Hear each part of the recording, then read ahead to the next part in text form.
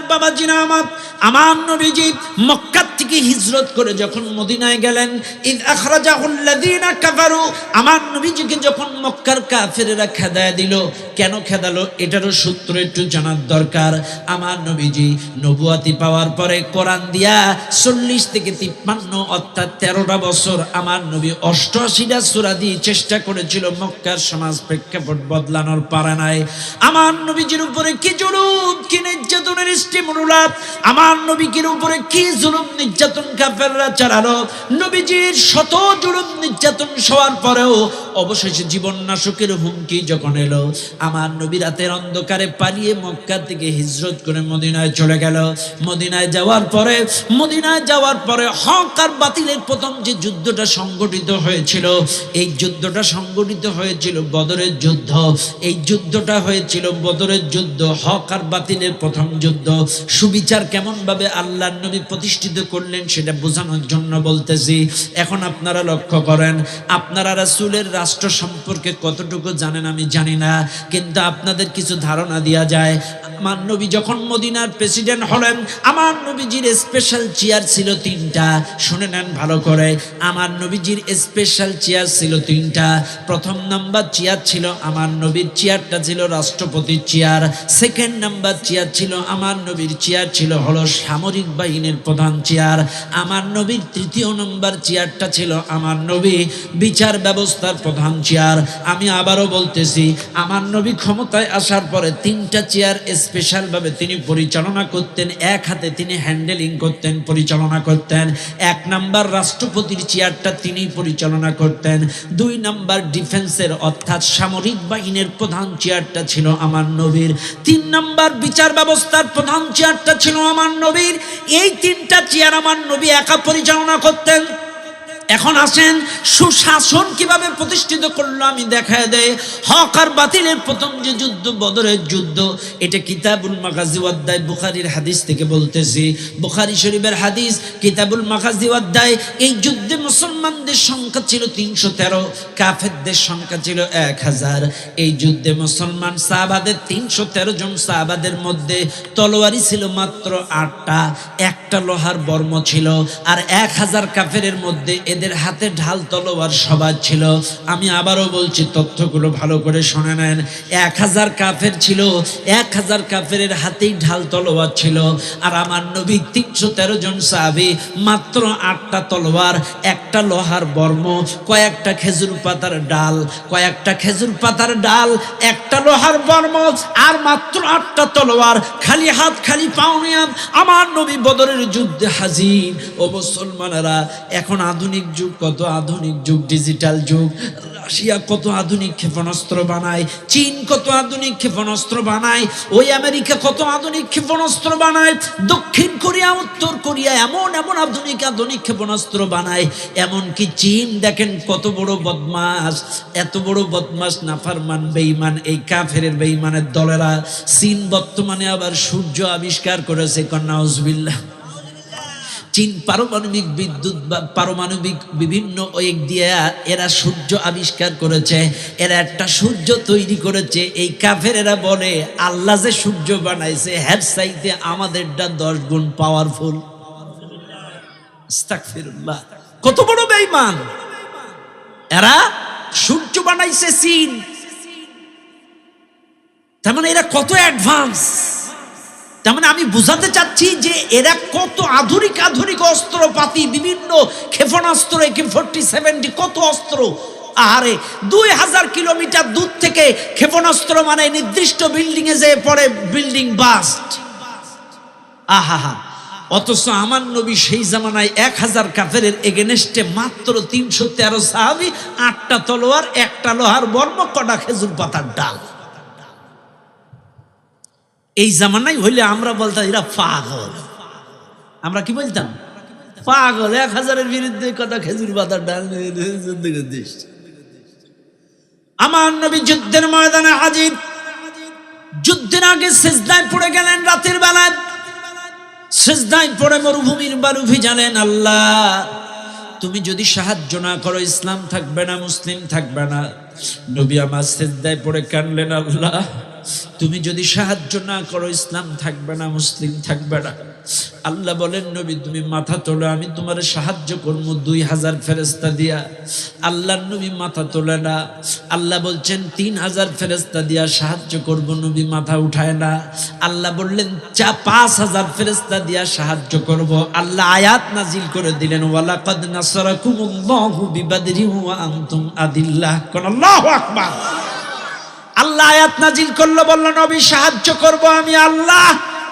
নবী মাথা উঠালেন, যুদ্ধের ময়দানে যুদ্ধ করলেন। 5000 ফেরেশতা দিয়ে আমার নবীকে আল্লাহ বদরে সাহায্য করলেন। 5000 ফেরেশতা যখন সাহায্য করলেন, এটা তো আয়াত দিলাম, ওয়ালাকাদ নাসারাকুমুল্লাহু বিবাদরি ওয়া আনতুম আদিল্লাহ, আল্লাহর সাহায্য আসছিল। এটা তো কোরআনের আয়াত আর হাদিস। শোনেন বুখারীর হাদিস, আনাস ইবনে মালিক থেকে বর্ণিত। এক কাফের প্রশ্ন করছে যুদ্ধের পরবর্তীতে এক কাফের প্রশ্ন করতেছে হারিস রাদিয়াল্লাহু তাআলা আনহুকে। এক কাফের প্রশ্ন করতে যে, হারিস আসলে তোমাদের বদরের যুদ্ধে অ্যাকুরেট মুসলমানদের সংখ্যা কত ছিল? বলছে 313। কত? 313। কত? 313। কিসের 313? চতুর্দিকে খালি মাথা আর মাথা, মাথা আর মাথা। কিসের 313? আল্লাহু আকবার।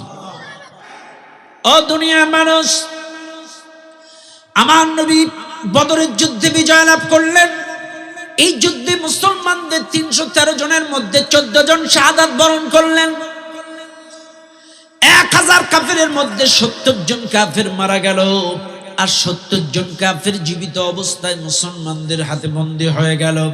মনে রাখবেন মুসলমানেরা, 1000 কাফেরের মধ্যে 70 জন মারা গেল, 70 জন জীবিত অবস্থায় মুসলিমদের হাতে বন্দী হলো।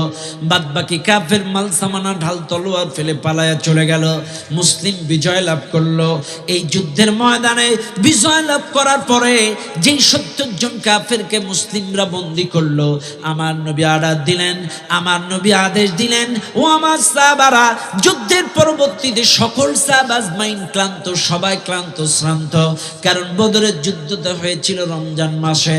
মনে রাখবেন, আবার বদরের যুদ্ধটা হয়েছিল রমজান মাসে, 17ই রমজান। সবাই ক্লান্ত ছিল। যদিও রোজা ভাঙার ইতিহাস আছে, রোজা ভাঙার হাদিস ঘটনা আছে, আমি সেদিকে যাচ্ছি না। কিন্তু মনে রাখবেন, রমজান মাসে যুদ্ধটা সংগঠিত হলো। সবাই ক্লান্ত শ্রান্ত। যুদ্ধ পরবর্তী টাইমে নবী আমার ডাক দিয়ে বললেন, সাহাবারা তোমরা যে এখন বিশ্রামে চলে যাও। এই যে 70 জন কাফেরকে বন্দী করেছো, রাতের অন্ধকারে এই কাফেররা কিন্তু পালায়া যেতে পারে। এরা যাতে পালাইতে না পারে, 70 জন কাফেরকে রশি দিয়া, পিঠ মোড়া দিয়া টাইট করে সুন্দর করে বেঁধে ফেলাও। 70 জন কাফেরকে পিঠ মোড়া দিয়া, রশি দিয়া টাইট করে বেঁধে ফেলা হলো। 70 জনকে রশি দিয়া সুন্দর করে বাঁধার পরে এইবার নবী ক্লান্ত, নবীজি বিশ্রামে গেলেন। সাহাবারা যার যার বাড়িতে বিশ্রামে চলে গেলেন। কিন্তু নবী আমার মসজিদুন নববীতে আছেন, তিনি কিন্তু বাড়িতে যান নাই। মসজিদুন নববীতে 4 হাত পা ছেড়ে দিয়ে মসজিদের বিছানায় তিনি শুয়ে পড়লেন। নবীজির চোখে ঘুম ঘুম ভাব চলে এলো। হঠাৎ করে একজনের কান্নার আওয়াজ আমার নবীর কানে ভেসে এলো। ডুগরে ডুগরে কান্নার আওয়াজ আমার নবীর কানের মধ্যে যখন এলো, নবী আমার ডাক দিয়ে বলল, সাহাবা, ও হারিস কোথায় আছো? হারিস কোথায় আছো? হারিস রাদিয়াল্লাহু তাআলা আনহু নবীর কাছে হাজির হয়ে গেলেন।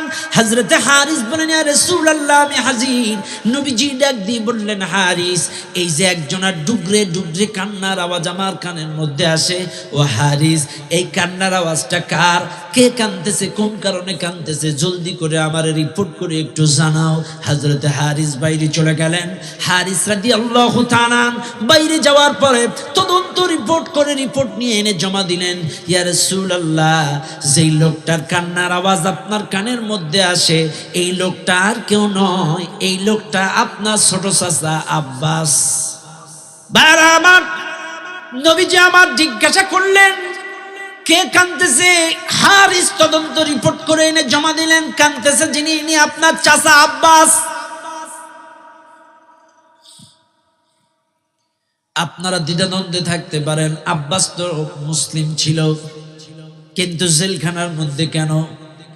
আমার ভাইরা মনে রাখবেন মুসলমান বাবাজিরা, এই আব্বাস কিন্তু একজনের নাম ছিল না, একাধিক সাহাবার নাম ছিল আব্বাস।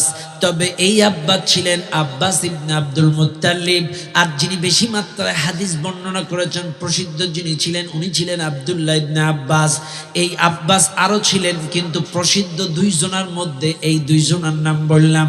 মনে রাখবেন মুসলমানেরা, এই যে আব্বাস ইবনে আব্দুল মুত্তালিব, ইনি নবীজির ছোট চাচা আব্বাস, ইনি ইসলাম কবুল করেছিলেন আরো অনেক পরবর্তীতে, এখনো পর্যন্ত ইসলাম কবুল করা নাই। বদরের যুদ্ধেও কাফেরদের সঙ্গে সে যুদ্ধ করতে এসে মুসলমানদের হাতে বন্দী হয়েছিল, তখনও পর্যন্ত ইসলাম কবুল করে নাই। এখন নবীজি প্রশ্ন করলেন, হারিস আমার চাচা আব্বাস কান্দে কেন, তার কারণটা কি আমাকে একটু জানাও। হযরত হারিস ডাক দিয়ে বলেন, ইয়া রাসূলুল্লাহ, আপনার চাচা আব্বাস কান্নার কারণ, আপনার চাচা আব্বাসের কান্নার কারণ আপনি আমাদেরকে অর্ডার দিয়েছিলেন 70 জনকে পিঠ মোড়া দিয়া রশি দিয়া টাইট করে বাঁধার জন্য, এরা যেন পালাইতে না পারে। ইয়া রাসূলুল্লাহ, আপনার অর্ডারে 70 জন কাফেরকে আমরা রশি দিয়া পিঠ মোড়া দিয়া টাইট করে বেঁধেছিলাম। এখন আপনারা শুনে নেন, ওই জামানায় কিন্তু বর্তমানের মতো প্লাস্টিকের কোনো রশি ছিল না, ওই জামানায় পাটের কোনো রশি ছিল না, ওই জামানায় কিন্তু তুলার কোনো সফট কোনো রশি ছিল না। ওই জামানার রশি ছিল খেজুর পাতার চাটাই মুড়ায়া মুড়ায়া রশি বানানো। আর এই খেজুর পাতার চাটাই মুড়ায়া রশি বানালে এটা শুকনা হয়ে গেলে বড্ড ধারালো হয়ে যায়।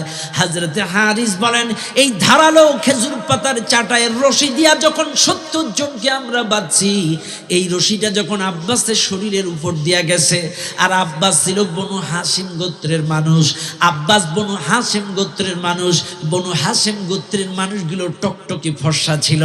হযরতে হারিস বলে, ইয়া রাসূলুল্লাহ, আব্বাসের শরীরের উপর দিয়া যখন এই খেজুর পাতার চাটাইয়ের রশিটা যখন গেছে, তার চামড়া ভেদ করে গোশতের মধ্যে রশিটা ঢুকে গেছে, এই জন্য রক্ত ঝরতেছে, জ্বালা যন্ত্রণায় আব্বাস কান্দে। এ কথা শুনে নবীর চেহারাটা মলিন হয়ে গেল, নবীজির চেহারাটা অন্ধকার হয়ে গেল। নবীজির চেহারাটা যখন মলিন হয়ে গেল, হযরতে হারিস, মনে রাখবেন যদিও চাচা কাফের, তারপরেও তো চাচা, খারাপ লাগবে না? যদিও কাফের তারপরেও তো চাচা। এ কথা শুনে নবীর চেহারাটা মলিন হয়ে গেল। এই দৃশ্য দেখে হযরতে হারিস রাদিয়াল্লাহু তাআলা আন মসজিদুন নববী থেকে বের হয়ে গেল। বের হয়ে যাওয়ার পরে কিছুক্ষণ যেতে না যেতে কান্নার আওয়াজ বন্ধ হয়ে গেল। আমার নবী আবার ডাক দিলেন, হারিস এদিকে এসো। হারিস নবীর কাছে হাজির হয়ে গেলেন। নবীজি ডাক দিয়ে বললেন, হারিস তুমি তো আমাকে বললে একটু আগে ওই রশিটা টাইট হওয়ার কারণে, চামড়া ভেদ করে গোশতের মধ্যে ঢুকে যাওয়ার কারণে আব্বাসের ব্লিডিং হচ্ছে, রক্ত ঝরতেছে, যার জ্বালা যন্ত্রণায় কান্দে। কিন্তু হারিস এই মুহূর্তে কান্নার আওয়াজটা আর আসছে না, এই মুহূর্তে কান্নার আওয়াজটা বন্ধ। তার মানে কি আব্বাস মারা গেল নাকি? তাড়াতাড়ি যাও ও হারি, যাও, কান্নার আওয়াজটা আর আসছে না কেন? আব্বাস মারা গেল নাকি? তাড়াতাড়ি রিপোর্ট আমাকে জানাও। হযরতে হারিস বলেন, ইয়া রাসূলুল্লাহ, আব্বাস মারা যায় নাই। আপনি যখন প্রশ্ন করেছিলেন কে কাঁদতেছে কোন কারণে, আমি বলেছিলাম আপনার চাচা আব্বাস কাঁদতেছে। কান্নার কারণ রশিটা ব্লাডের মধ্যে, ওই গোশতের মধ্যে ঢোকার কারণে ব্লিডিং হচ্ছে, রক্ত ঝরছে, যার যন্ত্রণায় কান্দে। এ কথা বলার সাথে সাথে আমি হারিস লক্ষ্য করেছিলাম আপনার চেহারাটা মলিন হয়ে গিয়েছিল, আপনার চেহারাটা অন্ধকার হয়ে গিয়েছিল। ইয়া রাসূলুল্লাহ, আমি আপনার অন্ধকার চেহারাটা সহ্য করতে পারি নাই, আমি আপনার মলিন চেহারাটা সহ্য করতে পারি নাই। এই জন্য আমি নিজে নিজে সিদ্ধান্ত নিয়া এই মসজিদুন নববী থেকে বাইরে যায়া 70 জন কাফেরের মধ্য থেকে আপনার চাচার দড়িটা একটু লুজ করে দিয়েছিলাম, ঢিলা ঢালা করে দিয়েছিলাম, যার কারণে আব্বাস নড়াচড়ার চান্স পাইছে, ও ঘুমায়া গেছে। এই কারণে কান্নার আওয়াজটা আর আসছে না। নবী আমার মসজিদুন নববীতে শোয়া ছিলেন, নবীজি দাঁড়িয়ে গেলেন, নবীজি বলিষ্ঠ কণ্ঠে আওয়াজ দিলেন, রে হারিস, কাজটা তুমি ভালো করো নাই, কাজটা তুমি ঠিক করো নাই। 70 জনের মধ্যে আব্বাস আমার চাচা বলে তার দড়ি লুজ করে দিলাম, 69 জন আমার চাচা না বলে তাদের দড়ি লুজ করলা না, হবে না, হবে না, হবে না।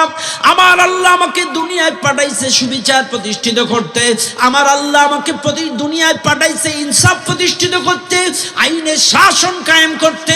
কারণ আল্লাহ বলেন ওয়াইদা হাকামতুম বাইনান নাস আন তাহকুমু বিল আদল, তোমরা যখন মানুষের মধ্যে বিচার ফয়সালা করবা, ন্যায় বিচার করবা, ইনসাফ ভিত্তিক বিচার করবা। আল্লাহ আরেক জায়গায় বলেন ইয়া আইয়ুহাল্লাযীনা আমানু কুনু কাওয়ামিনা লিল্লাহি শুহাদা বিল কিসত ওয়ালা ইয়াজরিমান্নাকুম শানাআনু কওমিন আলা আল্লা তাদিলু ইদিলু হুয়া আকরাবু লিত্তাকওয়া। আল্লাহ বলেন হে ইমানদারগণ, আল্লাহর উদ্দেশ্যে ন্যায়ের উপরে প্রতিষ্ঠিত থাকো, ন্যায় সাক্ষ্য দানের উপরে প্রতিষ্ঠিত থাকো। কোন দল, কোন গোষ্ঠী, কোন জাতির শত্রুতার বশত অন্যায় অবিচার করো না, ন্যায় বিচার করো, ইনসাফ ভিত্তিক বিচার করো, সুবিচার করো। ইদিলু হুয়া আকরাবু লিত্তাকওয়া, ন্যায় বিচার করা তাকওয়ার নিকটবর্তী। কাজে ও হারিস, আব্বাস আমার চাচা বলে তার দড়ি লুজ করবা, 69 জন আমার চাচা না বলে তাদের দড়ি লুজ করলা না, এটা স্বজন প্রীতি, এটা অন্যায়, এটা অবিচার, এটা সুবিচার হতে পারে না। যাও যাও যাও, এই মুহূর্তে আবার যাও, আমার চাচার দড়ি যেমনে লুজ করছো বাদ বাকি 69 জনের কাফেরের দড়িও সমান কায়দায় লুজ করে দাও। আর যদি না করো এটা সুবিচার হতে পারে না। সাথে সাথে হারিস যাও, 69 জন কাফেরের দড়িও আমার চাচার মতো একই মাপে লুজ করে দাও। আমার চাচা বলে এর দড়ি লুজ করবা, আমার পরিবারের লোক বলে তার দড়ি লুজ করবা, আর এরা 69 জন না, তা হবে না। সবার জন্য আইন সমান, সবার দড়ি সমানভাবে লুজ করে দাও। একেই বলে সুবিচার, একেই বলে আদল, একেই বলে ইনসাফ ভিত্তিক বিচার।